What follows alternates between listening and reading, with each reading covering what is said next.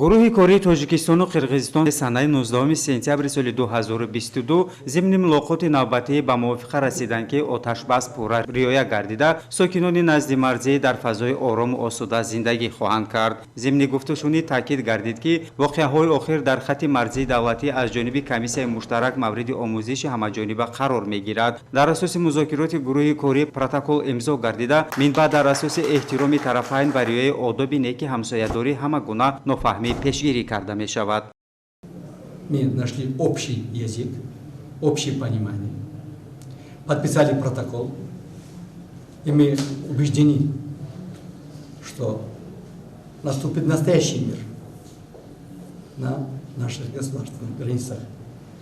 И мы будем организовать свою деятельность по всем направлениям, по политическим, по экономическим, по социальным, по всем другим вопросам в духе интересов наших двух братских народов.